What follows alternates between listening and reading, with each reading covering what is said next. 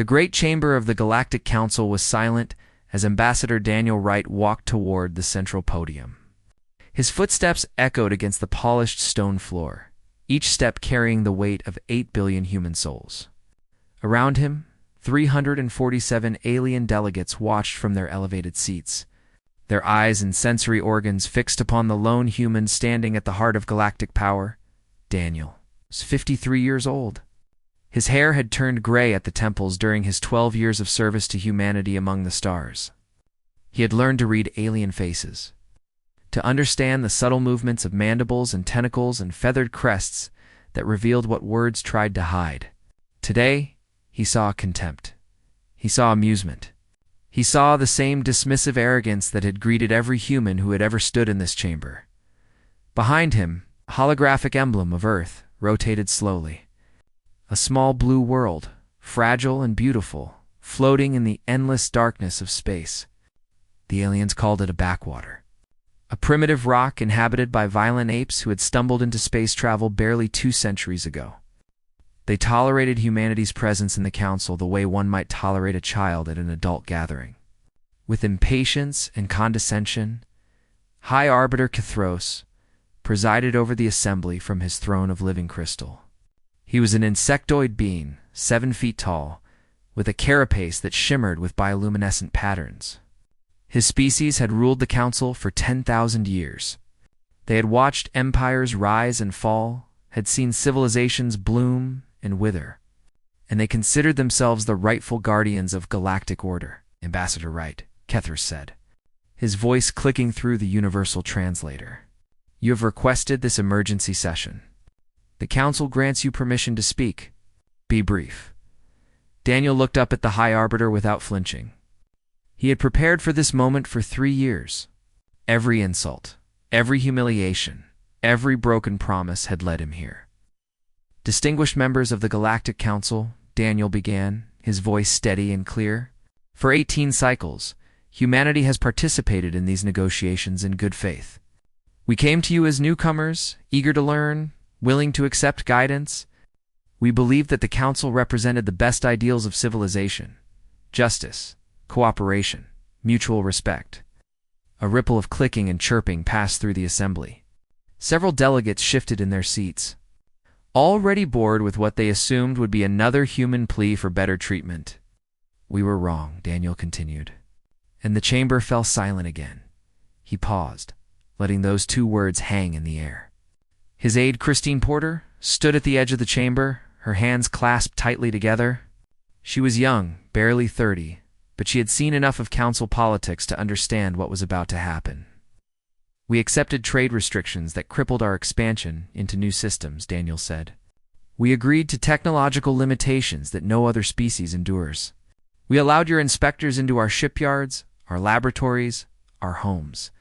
We gave you everything you demanded, and in return, we received nothing but contempt. Ambassador Veltrix of the Dominion of Kar rose from his hovering platform, his serpentine body coiling with agitation. His scales were the color of dried blood, and his eyes held the cold intelligence of a predator. The human speaks of contempt, Veltrix hissed, yet forgets his species' crimes. Shall we discuss the Vorash Plague? The millions who died because of human negligence? Daniel turned to face the Kar ambassador directly. The plague was not created by humanity.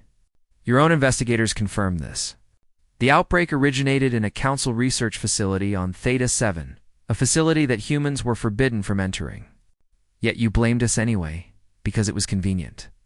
Because we were easy targets. Lies, Veltrix spat. Truth, Daniel replied calmly. I have the original investigation files. Sealed by council order, but obtained nonetheless. I would be happy to distribute them to every delegate in this chamber. A murmur spread through the assembly. Several delegates leaned forward with interest. The council had many secrets, and not all of them were buried as deeply as the leadership believed. High Arbiter Kethros struck his staff against the floor, demanding silence. Ambassador Wright, you tread on dangerous ground. Threatening to release classified documents is a violation of council protocols. I am not threatening anything, Daniel said. I am simply offering transparency. something the Council claims to value but rarely practices. He reached into his jacket and produced a small data crystal, holding it up so the chamber's sensors could project its image across every display screen. "This crystal contains Earth's formal withdrawal from the Galactic Accords," Daniel announced. "Effective immediately, humanity rescinds its candidacy for Council membership. All treaty obligations between Earth and the Council are hereby nullified. Human vessels will no longer recognize Council authority in open space." The chamber exploded into chaos. Delegates shouted in dozens of languages. Several rose from their seats, their appendages waving in outrage or confusion. The translator systems struggled to keep pace with the flood of voices, creating a cacophony of overlapping sounds that filled the vast space like thunder. Christine watched from her position near the exit, her heart pounding. They had known this would happen. They had prepared for the storm. But knowing and experiencing were different things, and the raw fury pouring from 300 alien throats was terrifying to witness. "Hi, Arbiter." Gethros finally restored order through sheer force of will, his bioluminescent patterns flashing in a blinding display of authority. "You cannot do this," he declared. "The Galactic Accords bind all signatories for a minimum period of 100 cycles. Humanity has been a member for only 18. Your withdrawal is illegal." Daniel smiled, though there was no warmth in it. Article 7, Section 12 of the Accords states that any species may withdraw if they can demonstrate systematic discrimination by Council authority. We have documented 473 instances of discriminatory treatment against human citizens and vessels. The evidence is irrefutable. "Evidence can be fabricated," Veltrix sneered. Genuel agreed. "But this evidence was gathered by your own bureaucrats, recorded in your own files, verified by independent observers from 6 neutral species. Would you like to accuse them of fabrication as well?" The car ambassador fell silent, his coils tightening with suppressed rage. Daniel turned back to address the full assembly. Humanity did not want this. "We came to the stars seeking friendship and partnership. We found neither. We found only a system designed to keep young species weak and dependent, to extract our resources and labor while denying us any real voice in galactic affairs." He placed the data crystal on the podium with deliberate care. "We are done being your servants," he said quietly. "We are done accepting your insults. We are done asking for respect that you refuse to give. From this moment forward, humanity charts its own course among the stars." Daniel turned and walked toward the exit, his footsteps echoing in the stunned silence. Christine fell into step beside him as they passed through the great doors. Behind them, chaos resumed, louder and more frantic than before. But Daniel did not look back. There was nothing left to say. The future was uncertain, perhaps dangerous, but for the first time in 18 years, humanity was free. 3 standard weeks passed after humanity's withdrawal from the Galactic Council. In that time, the galaxy held its breath, waiting to see what would happen next. The answer came not in grand declarations, but in small, quiet movements that slowly built into something much larger. Admiral Patricia. Cole stood on the bridge of the Earth vessel Resolute, watching the tactical display with the calm focus of a woman who had spent 30 years preparing for exactly this moment. She was 61 years old, with short silver hair and eyes that had seen both the beauty and the horror that space could offer. Her crew respected her not because she demanded it, but because she had earned it through countless decisions that had brought them home alive. 17 Council patrol ships at the boundary, reported Commander Gregory Hayes, her first officer. He was a tall man with broad shoulders and a face that rarely showed emotion. "They have not crossed into our space, but their weapons are powered." Patricia nodded slowly, studying the formation on the display. "They are testing us, probing our defenses, looking for any sign of weakness or hesitation." "Finding none, I hope," Gregory said. "That depends on us," Patricia replied. "Maintain defensive posture. No aggressive movements. But make certain every ship in that formation understands that we will respond to any incursion with overwhelming force." The Resolute was one of 12 vessels guarding this sector of space, the front line between human territory and the rest of the galaxy. It was not the largest ship in Earth's fleet, but it was fast, well-armed, and crewed by men and women who believed in what they were protecting far away. On Earth itself, a different kind of battle was being fought. The World Council had convened an emergency session, bringing together leaders from every nation to discuss the path forward. President Maria Santos addressed the assembly from the Grand Hall in Geneva. Her image broadcast to screens across 6 continents. Maria was 57 years old, with dark hair streaked with gray and a face that showed determination and warmth. She had risen through politics not through ambition alone, but through a genuine belief that humanity could be better than its worst impulses. Now, she faced the greatest test of her presidency. "We knew this would be difficult," she said, her voice steady, despite the weight of billions watching. "We knew the Council would not simply let us walk away. They have controlled this region of the galaxy for 10,000 years. They will not surrender that control without a fight." A representative from the Asian Coalition raised his hand. "Madam President, our intelligence services report that the Council is considering economic sanctions. They control 80% of the refined stellar fuel in this sector. Without that fuel, our ships cannot travel faster than light. Our colonies will be cut off. Our economy will collapse within months." Murmurs of concern spread through the assembly. Several delegates exchanged worried glances.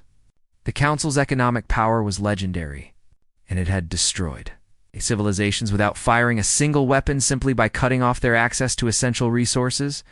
Maria smiled, though her eyes remained serious. "I understand your concerns. They are reasonable. If we were truly dependent on Council fuel, we would be in grave danger. But we are not." She turned and gestured to a man sitting in the front row. "Dr. Nathan Ross, please brief the Council on Project Dawn." Nathan stood and approached the central display. He was a scientist, not a politician, and he moved with the slightly awkward manner of someone more comfortable with equations than crowds. But when he began to speak, his voice carried the confidence of absolute certainty. "For the past 15 years, in complete secrecy, humanity has been developing an alternative to stellar fuel," Nathan explained. He activated a holographic projection showing a complex energy pattern. "We call it zero-point extraction. It draws energy directly from the quantum vacuum, from the very fabric of space itself." The assembly fell silent. Even those who did not fully understand the science recognized the significance of what they were hearing. "The energy is unlimited," Nathan continued. "It is clean. It requires no external resources. And most importantly, it cannot be controlled by anyone but us. We have already installed zero-point reactors in 47 vessels. Within 6 months, our entire fleet will be converted. Within 2 years, every colony, every station, every ship in human space will be completely independent of Council fuel." A delegate from the South American Federation rose slowly. "You are telling us that we have been energy independent this entire time? Why did we not reveal this sooner?" "Because the Council would have destroyed us," Maria answered. "They would have seen us as a threat to their power and moved against us before we were ready. We needed time to build our fleet, to train our people, to establish the alliances that would protect us when the truth came out." "Alliances?" Another delegate asked. "What alliances?" Maria exchanged a glance with Daniel Wright, who had returned to Earth after his dramatic exit from the Council chamber. He stepped forward to address the assembly. "For the past 5 years, we've been in secret contact with several species who share our dissatisfaction with Council rule," Daniel explained. "The agricultural world of Penthos 7, which feeds half the Council but receives only scraps in return. The mining colonies of the Outer Reach, who are worked to exhaustion while their resources flow to wealthy core worlds. The Valaxian Empire, whose people grow weary of endless wars, fought for Council interests." He paused, letting his words sink in. "These species are watching us. If we stand firm, if we prove that the Council can be defied, they will join us. Not today, perhaps not tomorrow, but soon. And when enough voices rise together, the Council will have no choice but to listen." The assembly buzzed with conversation. Hope mixed with fear, excitement mixed with caution. They were standing at the edge of history, and everyone in the room knew it. Maria raised her hand for silence. We face difficult days ahead. The Council will try to break us. They will threaten us, sanction us, perhaps even attack us. But they will fail because humanity has learned a truth that they have forgotten. She looked around the room, meeting the eyes of leaders from every corner of Earth. Freedom is not given, she said quietly. It is taken. It is defended. It is paid for in sacrifice and struggle. Our ancestors understood this truth. They fought for it in every generation, on every continent. And now we carry that fight to the stars. She straightened her shoulders, and her voice grew stronger. We will not bow. We will not break. We will stand together as one species, one people, one voice crying out in the darkness of space. And the galaxy will hear us.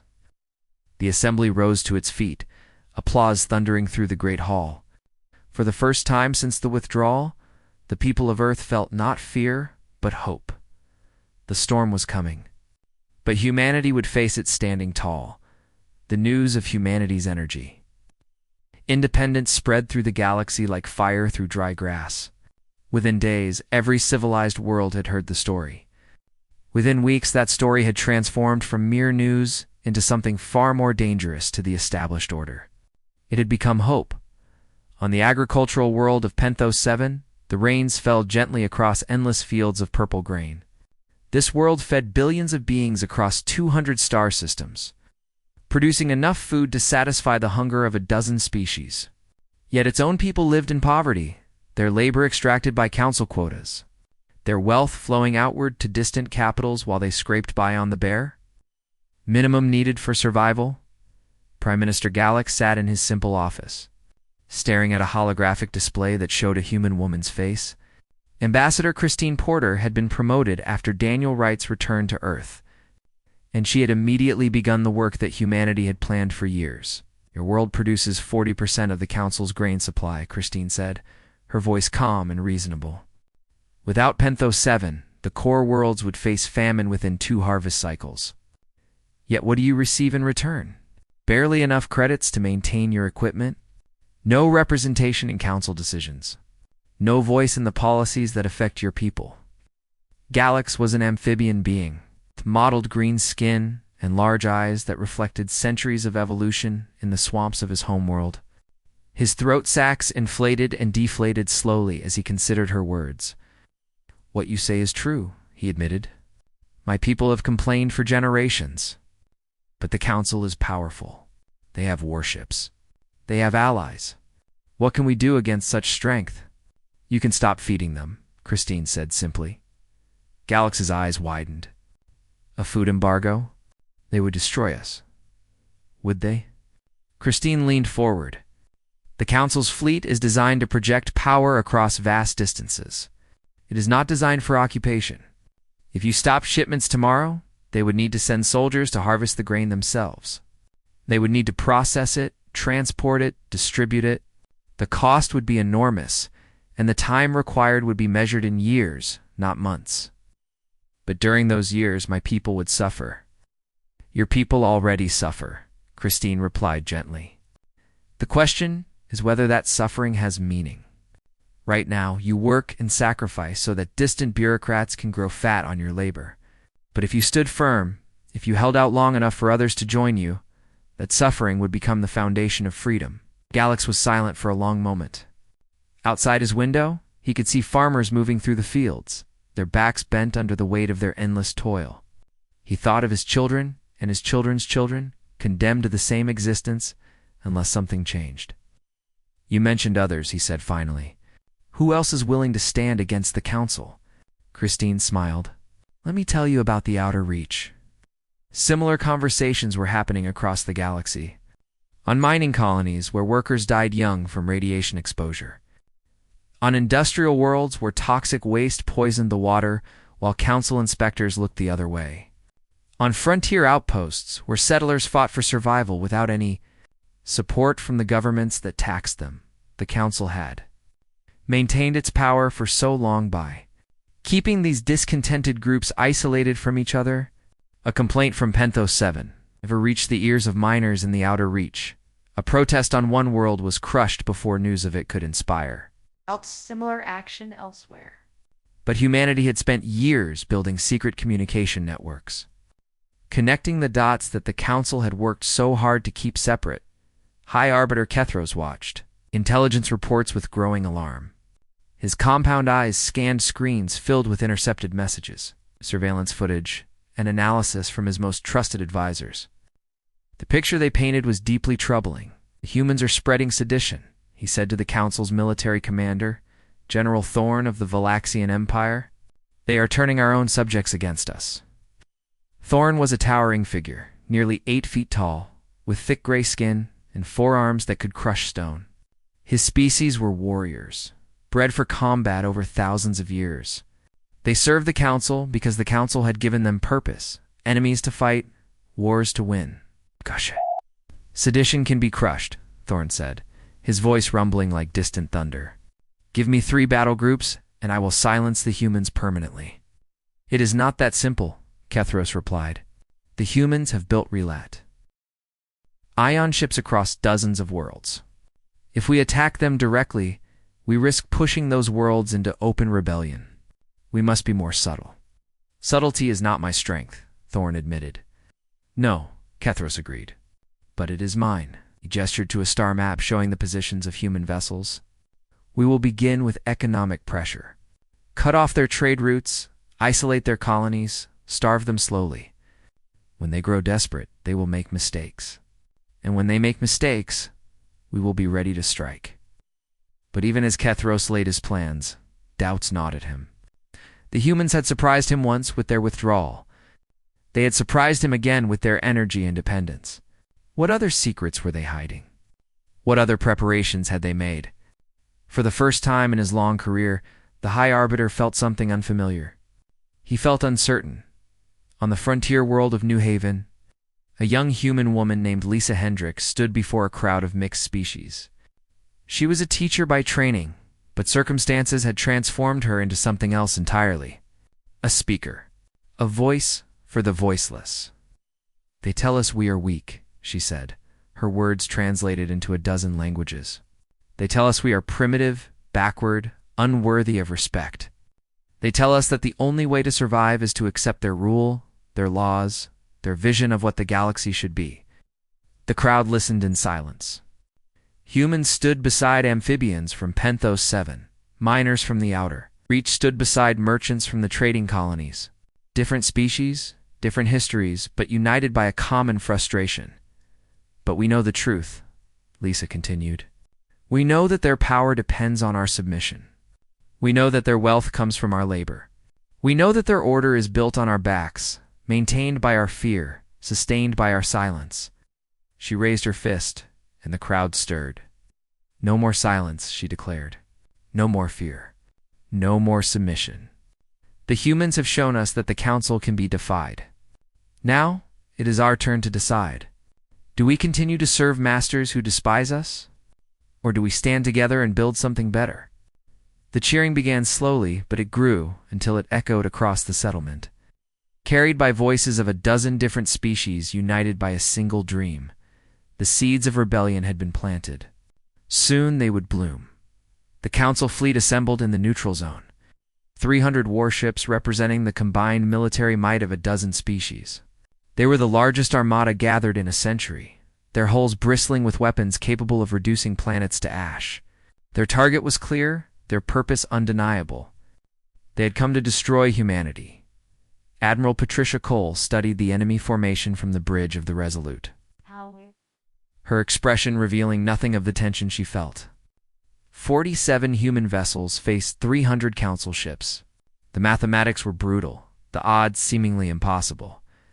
But Patricia had not survived 30 years of service by believing in impossible odds. Analysis complete, reported Commander Gregory Hayes. The car contingent forms the center of their line. The insectoid vessels are on the flanks. The Valaxians are holding back in reserve. The Valaxians are always cautious, Patricia observed. They commit fully only when victory is certain. That hesitation is something we can use, she turned to address her command staff. Men and women who had trained for this moment their entire careers. We cannot win a direct confrontation, she said plainly. Anyone who tells you otherwise is a fool or a liar. But we do not need to win. We need to survive. We need to make this campaign so costly, so painful, so utterly exhausting that the coalition falls apart from within. Lieutenant Kevin Morris, the youngest officer on the bridge, raised his hand. Admiral, how do we make them bleed when they outnumber us 6-1?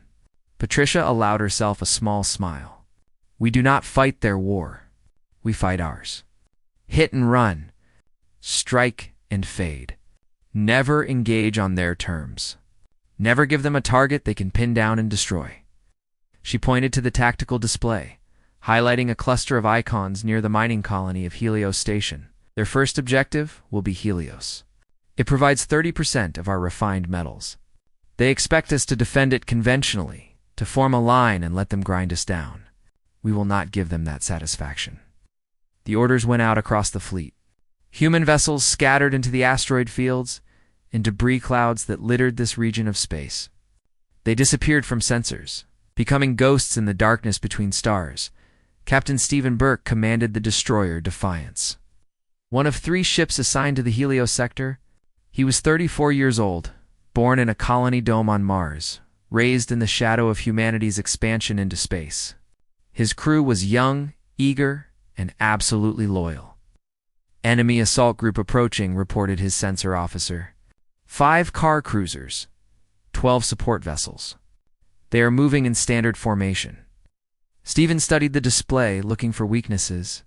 The car were aggressive fighters, brave and ruthless, but they relied heavily on numerical superiority. They had never faced an enemy willing to use unconventional tactics. They expect us to run, Stephen said quietly. They expect us to hide behind the station's defenses and wait for reinforcements that will never come. What do we do instead? Asked his first officer, Lieutenant Amy Chen. We welcome them properly. The 3 human destroyers had hidden themselves among the asteroids. Their systems powered down to minimal levels. Their hulls coated with materials that absorbed sensor signals. The car formation passed within striking distance without detecting them.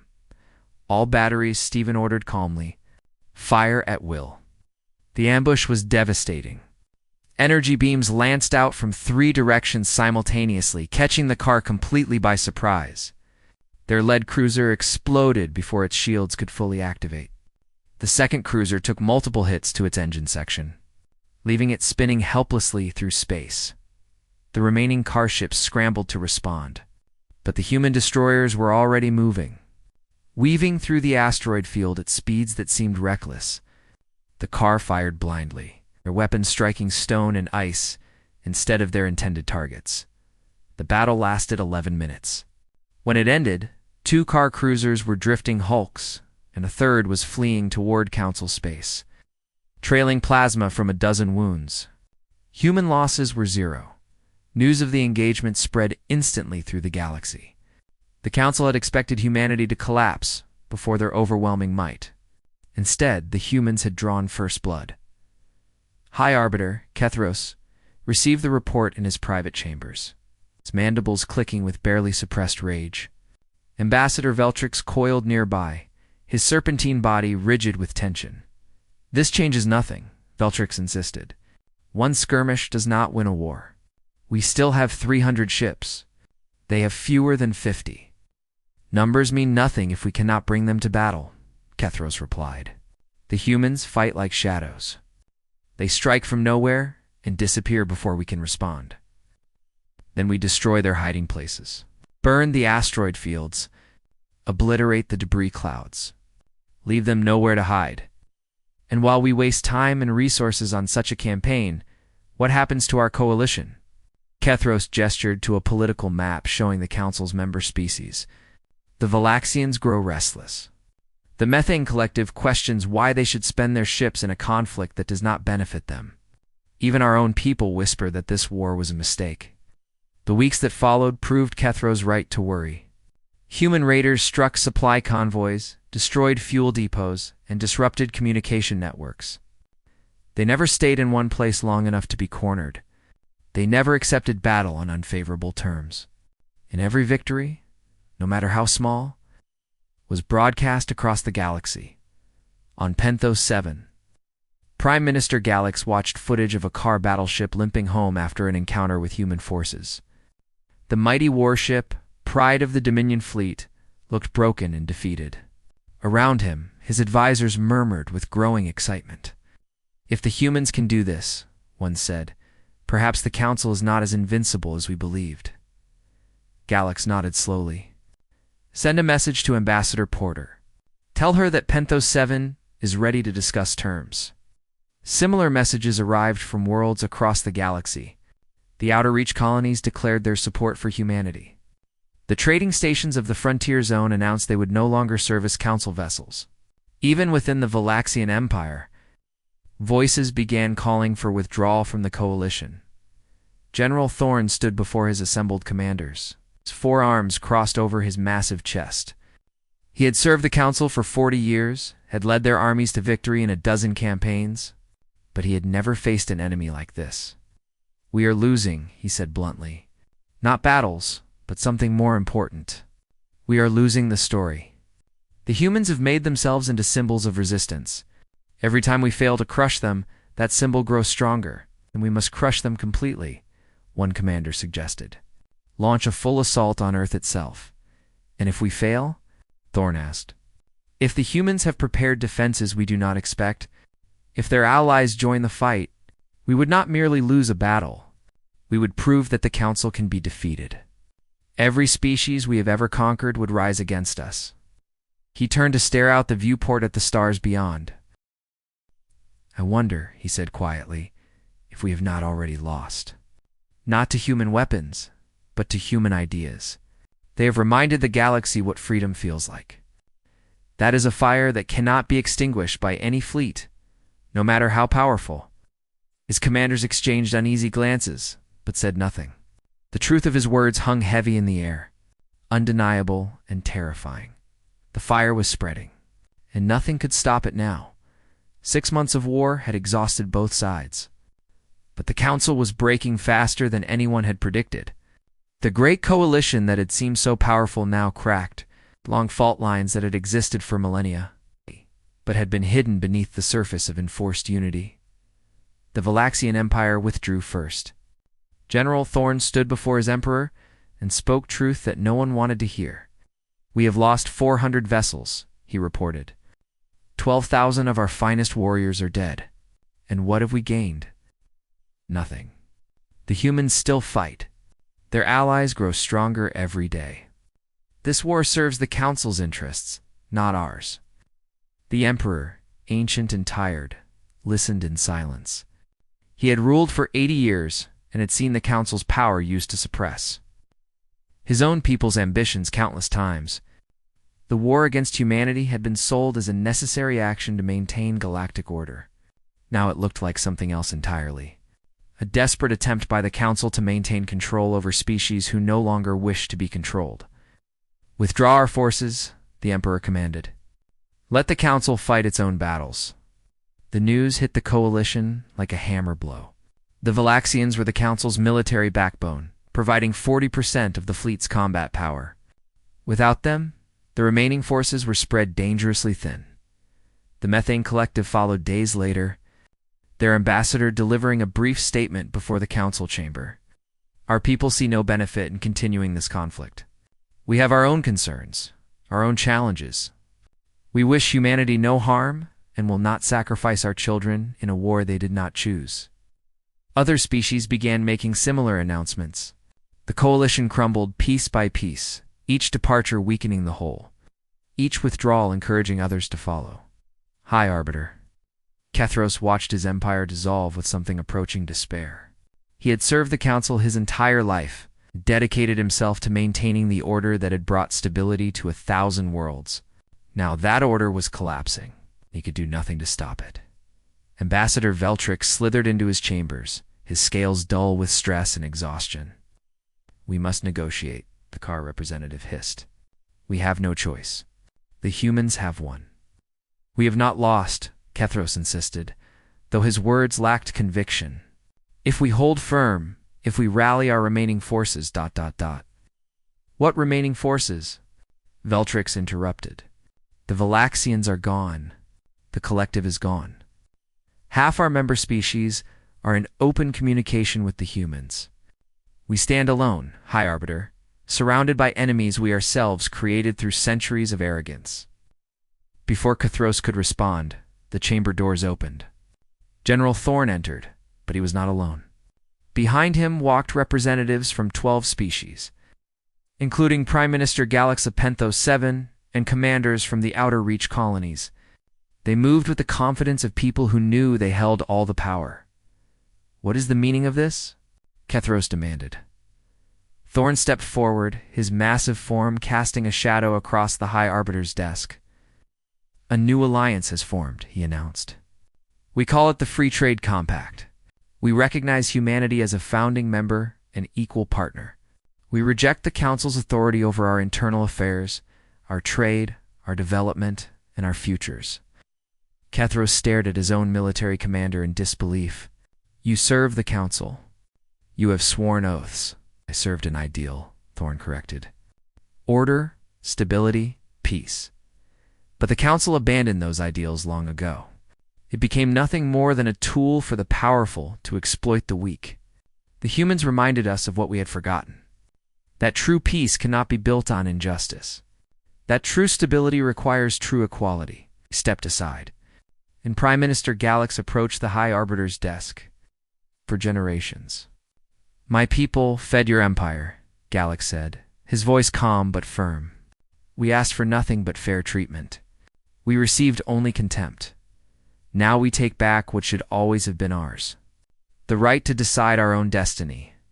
Similar statements followed from each representative.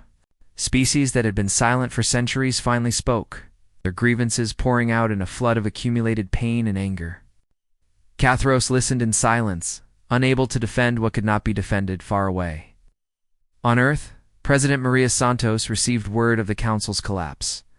She stood in her office, looking out over the city that served as humanity's capital, and allowed herself a moment of quiet satisfaction. Daniel Wright joined her, a communication device in his hand. "High Arbiter Cathros is requesting direct negotiations," he reported.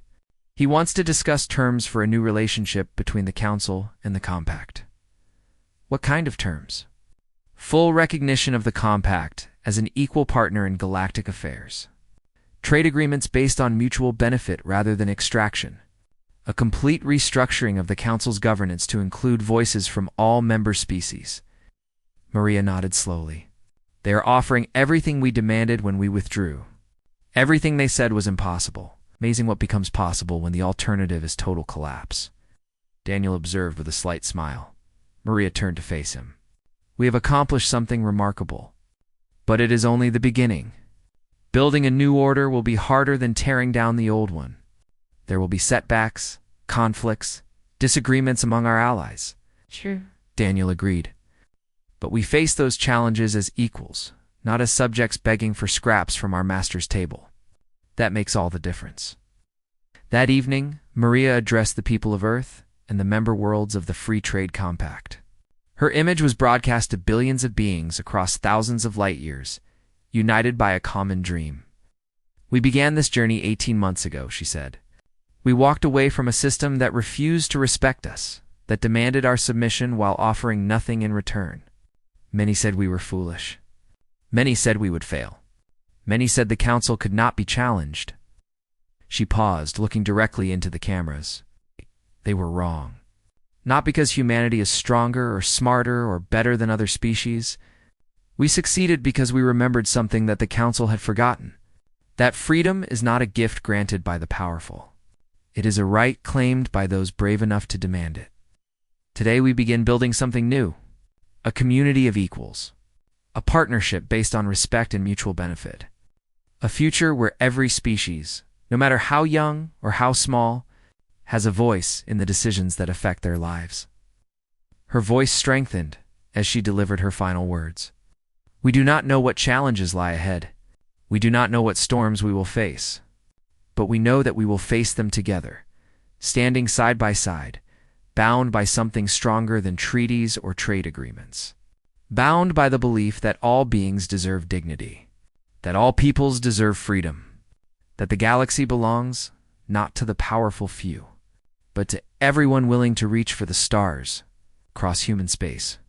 Across the worlds of the Free Trade Compact, across the former territories of the Council itself, billions of beings watched and listened, and for the first time in 10,000 years, they looked to the future, not with resignation or fear, but with hope. The old order was dead. A new age had begun, and humanity stood at its center, not as conquerors or rulers, but as equals among equals. Partners in the great adventure that lay ahead. The stars burned bright that night, and the galaxy would never be the same.